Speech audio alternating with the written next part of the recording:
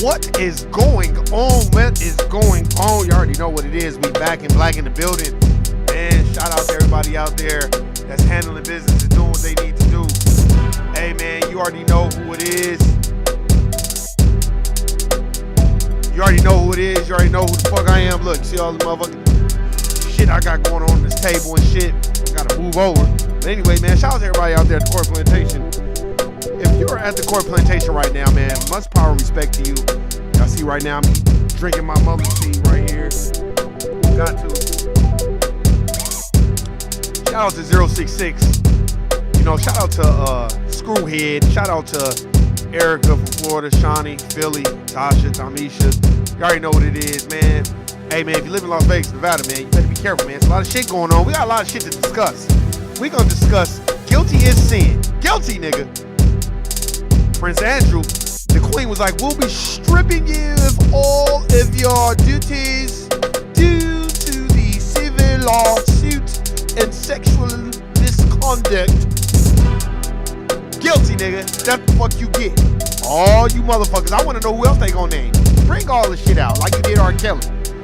We're gonna be discussing that today. We're gonna talk about how it relates to the Court Plantation and how motherfuckers at the Court Plantation be stealing and everybody be in cahoots. And you don't know what the fuck is going on. Everybody act like they don't know what the fuck is going on.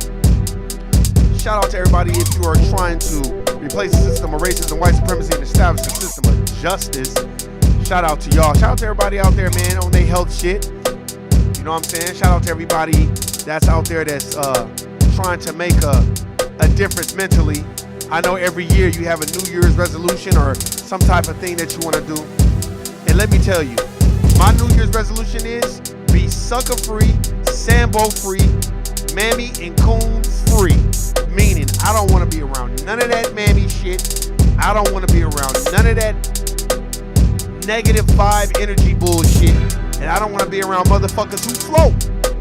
We gonna talk about all that shit. We gonna get into that. I'm gonna get into that first. We gonna talk about that first, man. It's a lot of shit to discuss, man. So we gonna get into it, man. For real.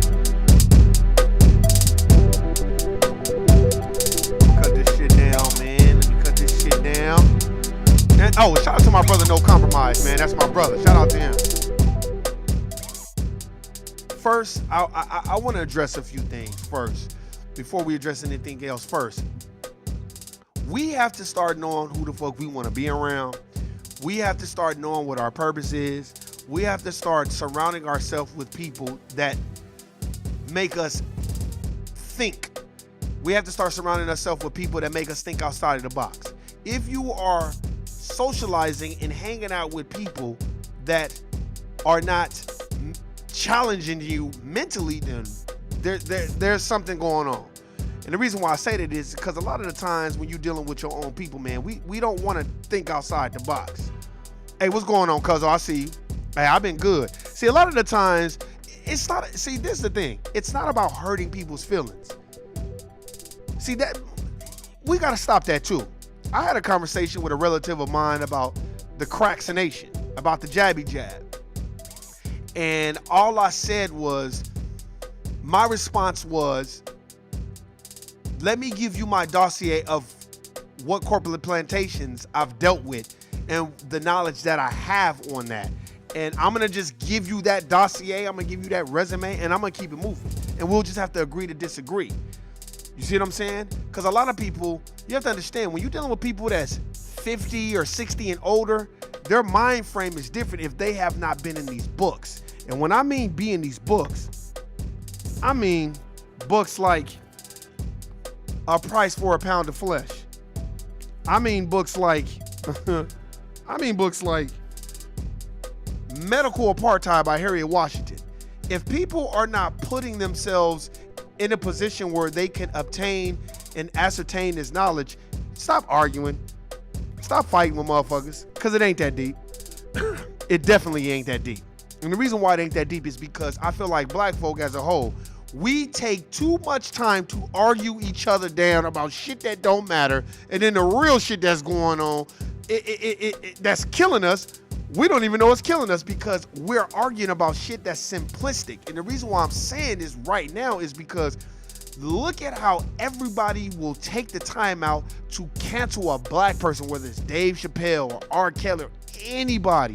But when it comes to the dominant white society, you see crickets because they know about a code that's been established. And we don't understand that shit. And we don't know how to have disagreements and shit behind closed doors. We like to have them in public and make a minstrel show out of our disagreements. And I don't think that that's cool. I think we gotta understand that we need to have a different type of love and respect for each other. I also think we need to start having intrinsic value. The reason why I'm saying this is because a lot of the times we go through things and then we tell the younger generation, or not even just the younger, we go through things and we don't really divulge a lot of, your struggle, which you don't want to do that because sometimes it's just not appropriate to do that. You have to have tact and couth and have a certain level of decorum, right? But I'll say this. For all you people that want to float in life, and when I mean float, you're in the middle of the ocean with a life raft, but you're not going anywhere, jogging in place on the fucking hamster wheel, taking the blue pill repeatedly over and over and over again. Just taking the blue pill without even thinking about waking up. You're gonna look up, time is gonna pass by, and you're gonna be in the same place. Look, let me tell you something. When I look at social media, I view social media as the Matrix. I don't view it as real. And the reason why, and I'm not talking about people's YouTube channels, and I'm not talking about people that's really saying real shit. I'm talking about when you go on shit like Twitter or Instagram and all, especially Instagram. Instagram is the heart of the Matrix. And the reason why Instagram is the heart of the Matrix is because you can make it appear to look like however you want it to appear. And then we're so convinced that, you gotta have so many likes, you gotta have so many this. And at first, I remember when I first had Instagram in like 2012, 2013, I felt that way, like, let me, I gotta do more. And then after a while, I was like, nigga, you too old for this shit. What you trying to do more for? You better get your ass to work and handle your business and pay your bills. And then that's when I kind of came out of that situation. I was like, that's not reality. Discipline yourself from socializing with unempowering people. Facts. Right, we killing ourselves. And I feel like when I mean be around people that challenge you mentally, I mean this. I think it's very imperative that we need to put the religious beliefs aside so we can come together and replace the system of racism and white supremacy. Meaning this, I don't understand why so many people will take the time to argue somebody down about their religious beliefs when there is the system of racism and white supremacy that is kicking us in the motherfucking ass every chance we get. Every chance they get, And this has been going on for 500 years. So there has to be an impasse where you like, okay, we got to do something different. I feel like we judge people off of their religious beliefs. I feel like a lot of religious people, they will superimpose their belief system on you. And if not, then it's a problem. It's like, we got to start putting that shit to the side. And not just come together on no four-wall theory like Neely Fuller Jr. talks about. I'm talking about have a plan, a real plan. And the reason why I say that is because, as E40 says, the vision without a plan is just an hallucination. So you got to have the vision, the plan, and I feel like a lot of the times we cannot allow people. Look, if you handling business and you doing what you need to do, there's going to come a time where you're not going to really want lazy motherfuckers around you because they're just not going to be able to relate. There is no common denominator. The only common denominator is if they're melanated, but that'll be it. If you getting up and you going to work every day, or you got your own business, or you trying to be an entrepreneur or something, you're not going to want to be around people that, hey man, what you got doing today? Oh man, I'm just chilling, or I'm going to go kick it. I'm telling you, once you get in your 30s, especially your early 30s, you start to kind of like, okay, maybe I need to start doing something. That time goes by quick. You'll look up and you'll be 35, 40 years old with nothing accomplished. Not even in the fucking game. And while you doing that, The dominant society is socializing their children to get life insurance. You're like, when you talking that shit, nigga, I got life insurance policy. So I've had them for years. So stock, bonds, 401k, that's what they socializing their kids. That's why when white folks pass away, generational wealth is created right then and there, because they've already sowed that seed a long time ago of, I'm gonna make sure my kids is be taken care of.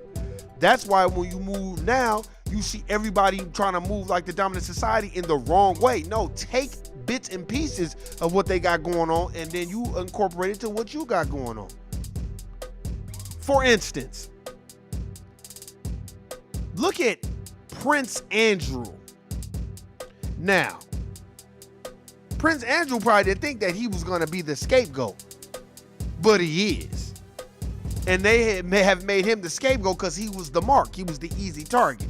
Now, what will they do with Prince Andrews? Not really nothing. He ain't going to jail. He ain't facing really no jail time. But nigga, you're guilty of sin. You're busted. And now the queen has stripped you of all your little titles and all this bullshit, publicly, because they're going to publicly shame you. And the reason why they're going to publicly shame you is because that's imagery. That's theater.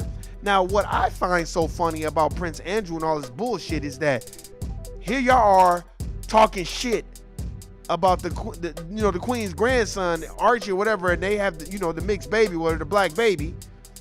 Y'all talking shit about that black baby and all this other shit, and fucking with the couple and all this other shit, where they got to move to the United States of America because they was in fear of their life. But here it is, you got Prince Andrew out here fucking little 16-year-olds and 17-year-olds. And my thing is this: if you're sexually abusing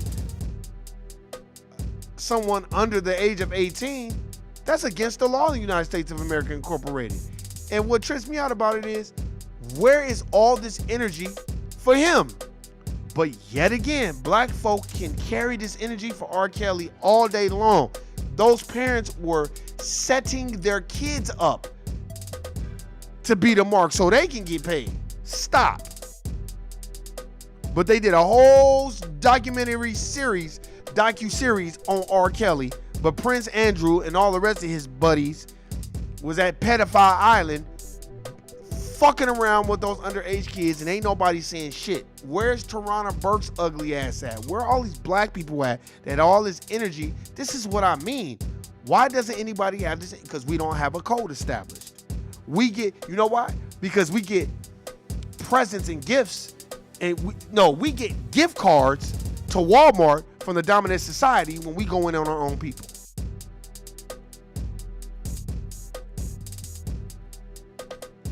Because if we didn't get gift cards, we wouldn't be doing it. If there is merit, it's called meritorious manumission. And a lot of motherfuckers want meritorious manumission. Look at Stephen A. Smith. He get paid to talk shit about black folk all day long. He won't really say shit about no white people, but he'll say shit about niggas all day long. Because that's what his boss tell him to do. And he's getting rewarded for committing treason. That he's getting rewarded, and the dominant society knows that. That's why I'm saying we don't have a code established. Our code is, well, shit, I'm gonna get mine. Or he got money though. That's our code. And then when that shit run out and the nigga ain't got no more money, then motherfucker be like, okay, well, what happened to his money? Well, shit, he ain't got no more money though, but shit, he had money. That was on him. He fucked up and all this other bullshit. It's like, man, when are we gonna wake up? And we have to understand, we can't do what these white folk do. You cannot do what the dominant society do. Look at Marilyn Mosby out of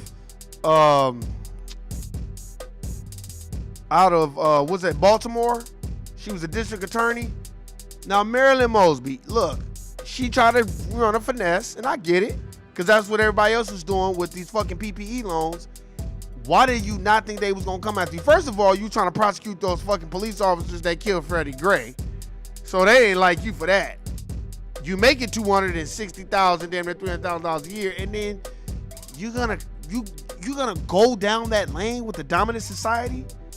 This is their system. You're not gonna get away with the shit they get away with in their system. And I don't understand why we do it. I don't understand that. Marilyn Mosby about to go to jail. Watch. They gonna make an example out of black district attorneys. Or mayors, or whatever the fuck she was. Here, let me see. I'm gonna look her up. What was that? Marilyn Mosby, right? Let's look her up and see what her title was. Let's see. All right, let's see.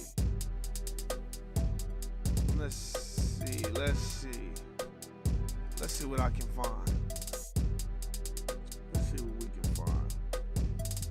Feds filed charges against Baltimore State Attorney. She was the state's attorney. Oh yeah, you going to jail. That's a motherfucking fact. You going to jail now. For real. Here, let's see what they saying. Because I know they finna be talking shit about her. You going to jail. Let me see. Let's see what they say. I discovered that Foxit was a better PDF solutions provider for our company. So I switched. Shit, man. Now I'm telling everyone. This federal indictment alleges that Mosby falsely claimed financial hardship due to the pandemic. The indictment claims between May 26 and December 29th of 2020, Mosby submitted a request to.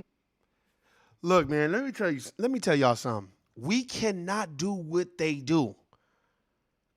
I just gave an example. Prince Andrew and all these other motherfuckers at Pedophile Island was doing the same shit R. Kelly was doing. Y'all don't see not nearly the fucking coverage that they're giving you of Prince Andrew and all his other buddies that they gave R. Kelly. They did a docuseries with R. Kelly and got a whole bunch of niggas to collaborate what he was doing. You can't find one person but his accuser to collaborate these fucking stories on Prince Andrew and Jeffrey Epstein and Ghislaine Maxwell and all this other shit. Why? You know why? Because white folks stay on code. Black folks do not. We can't wait to get in front of the TV screen and buck our eyes and Sambo and tell on another nigga. That's some sucker shit. And as soon as we try to partake in what they do in the Matrix, nigga, what you think they gonna do? They're gonna turn into an agent on you and nigga get you up out of the motherfucking Matrix. That's what they gonna do. $40,000 and $50,000 from her city retirement account. According to court documents, Mosby falsely certified she met the requirements under the CARES Act because she experienced adverse financial effects due to the pandemic, but the indictment alleges Mosby did not experience such hardships. In fact, it says she got her full salary from January 1st through December 29th. The indictment also claims Mrs. Mosby made false statements in mortgage applications to purchase. She just buying homes and shit. It's like, God damn, you would have been better off getting those PPE loans and setting up a charity foundation for black folk that's really struggling. Then motherfuckers would have been like, well, shit, she used the money to help people. I ain't mad at her for that. Then you would have been the people's champ. But no, you want to do what they do, pro-allegedly. It's like, when are we going to learn about that shit too, man? Just 2 homes in Florida. She did not. According to documents disclosed, she had unpaid federal taxes on either application. If convicted, Mosby faces a maximum of 5 years in federal prison for each of the 2 perjury counts. She could face up to 30 years in federal prison for the 2 counts of false mortgage applications. She will appear in U.S. District Court in Baltimore. That hearing has not yet been scheduled. Marilyn Mosby was first elected in January of 2015 and sworn in as the youngest chief prosecutor of a major American city. See, we have to understand, we are not them. This is not our system. And a lot of the times, the dominant society will fatten you up like a fucking pig or a hog. Have you ever seen when they fatten up hogs? The hogs just eat everything, and then they take you out there to the slaughter. And that's what they doing. Oh, we're glad you're comfortable, Miss Mosby, because guess what? You're about to be Lee Major. You know who Lee Major is, y'all? The fall guy. Mosby, who is originally from Boston, first gained major national attention just months into office when Freddie Gray died in police custody, and she called for the indictment of the police officers involved. None ultimately was convicted. During the pandemic, she called for an elimination of prosecuting certain low-level offenses, and that action soon made her a lightning rod and led to open sparring with Maryland Governor Larry Hogan. Marilyn Mosby is a mother of 2. She is married to City Council President Nick Mosby, who is not mentioned in the federal indictment.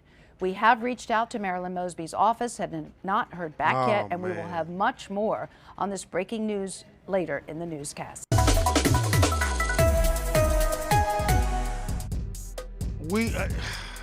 all I can say is this: we gotta wake up, man. We have to wake up. We have to be on code. We have to understand what the fuck is going on. I'm telling you, we have to understand that. I'm drinking Mullen tea. Mullen tea is real good. Look, man, these are just things that Taylor, we gotta well, the think new of. year brings with it resolutions of all kinds, but one local psychologist says we should be thinking about Get the fuck out of here. I just wish that we would understand what's going on. Now, I'm about to try to play something on Prince Andrew, and let's see what they talking about with him, because you know they don't like to talk. White folks don't really like to talk about white folks unless you're a Republican, then they'll throw you under the bus if you're a Democrat, and if you're a Republican, if you're a Democrat, you know that bullshit. But they don't be liking to talk about their pedophiles. I was reading this article today about this white woman riding around Vegas telling kids, "I'll give you candy if you get in my car." Like, nigga, what? Man, these people done lost their motherfucking minds, man, for real. But come on, man. We have to understand this is not our system. This is their system. So if this their system, we gotta abide by the rules that they got going on. Andrew's military affiliations and royal patronages have been returned to the Queen. According to a statement, the Duke of York will continue not to undertake any public duties and is defending this case as a private citizen. CNN's royal correspondent Max Foster joins us live now. So Max, what does this mean? Well, there's been a huge amount of pressure on the palace from the military in particular to address this issue that Prince Andrew still had royal patronages, which meant that he still represented certain units within the military. And there was a lot of embarrassment about that. They wanted him to step back, and there's been... Yeah, because niggas probably raping the bitches in the military too. There was a letter today to the Queen from military veterans asking for that to be the case. What you've got here is a situation where Prince Andrew is a case is going forward against him, an assault case, and it's reflecting on the monarchy. And he does still have a public role. Even though he's stepped back from his public duties, he does have these public positions. And the Queen has clearly distanced herself from that motherfucker. I mean, I'll read you the statement. It's very telling. With the Queen's approval and agreement. So the Queen has decided this. It's not Prince Andrew necessarily stepping back. We need to look more into it, but this is a big move on her behalf. The Duke of York's military affiliations and royal patronages have been returned to the Queen. He no longer represents the Queen. He's no longer effectively part of the public monarchy. But y'all was so busy worried about baby Archie, or whatever the fuck the baby's name was. The little mixed black baby that they was getting ready to have. Y'all so worried about, is he going to be too dark? Oh, what we going to say about that? Y'all worried about black folk when you need to be worried about the white folk that look just like you that's out here taking pussy and sexually assaulting motherfuckers. He's of course still a member of the royal family, but he's not part of the firm anymore because of this case in New York. The Duke of York will continue not to undertake any public duties and is defending his case as a private citizen. So they are distancing themselves. So basically what they saying is, look, whatever money you saved up when you was a part of the royal family, you better use that money to fight this motherfucking case, because we not giving you no money to do that shit, because you already got us out here looking fucked up. So we gonna take all your shit away. You still part of the family. We gonna take your shit away in lieu of you proving that you innocent. So when you fight that shit, then you can come back around. To then, get the fuck away, and whatever money you kept when you was a part of the royal family, you better use that shit. You better reallocate those funds so you can beat this case. Because if you don't beat this case, you can't fuck with us. That's basically what's going on. But that's still being on code. Because if that was black folk, they would have went out. They would have came out and publicly denounced you. They would have took away your shit. They would have been like, we're publicly, no, we don't fuck with this person. They're not a part of the royal family. That's still being on code. Oh, you have to try this case as a public citizen. Man, get the fuck out of here. I wish black folk had that shit where we can go commit a crime and then, okay, well, you got to try it as a public citizen, which means we just not going to give you no money. Man, get the fuck out of here. Go commit a crime. Go steal a piece of fucking gum at the goddamn store. Nigga, they have your ass plastered all over the motherfucking news. And don't have no position. Don't be no city councilman or no state official some shit. They don't have you all over the news, all in the newspaper. Oh, look at Warren, the city councilman. This nigga done stole 2 pieces of bubble gum. Guilty, nigga. That's what they'd do to us. So, man, I don't want to hear that shit. Fuck that. That's called being on code, and that's something we need to establish, man. For real, for real. Now, look, let me tell y'all something. Y'all don't wake up. You better understand, hey, what's going on, 066? I fuck with you heavy. If you don't wake up and understand what life is about, I don't know what to tell you. If you want to do what I call floating, you know, it's a lot of motherfucking people that are 30, 40 years, you just want to float and then be mad at the world when shit don't go your way or you're not progressing as a human being and you're not co-contributing to society, then that's on you, man. That's not on me. There's nothing I can do about that. But I can tell you this, man, read. I am still reading My Grandmother's Hands. I'm almost done with that. Then I'm going to read The Race Baiter, Tariq Nasheed's book. Just incorporate reading. All you got to read like 5-6 pages a day. That's better than not reading at all. You know what I'm saying? Read. Get your body right. Get your mind right. Get your mental right before anything else, man. Get your mental right. Confidence is within you. And when motherfuckers tell you can't do something, that's fine. You just go on and do it. Like I said, man, we know what it is. Shout out to Nuke, too. I got to somehow, some way kind of get Nuke back on here. I can't believe I ain't been doing this podcast as long as I've been doing it. But you know what? I like the way it is. I ain't out here trying to call chase and want a bunch of followers. It ain't that deep to me anyway, because I don't give a fuck. It's more about the knowledge. Let's spread the knowledge and understand what it is. Look, man, be on code. Don't go to these jobs, bucking your eyes and telling on the next nigga. And if you see other niggas doing that, don't say nothing to them. Just stay the fuck away from them. And in your mind, you label them. And in your mind, it better be a picture with my big head ass in there saying, that's a Sambo, Coon, Mammy, tell him about the gun line, Hayward Shepherd, Steven from Django. And you know what my saying is, guilty, nigga. And I don't fuck with motherfuckers like that. Hey, man, I fuck with y'all on Sunday. No compromise. I fuck with you. I'm out. Peace.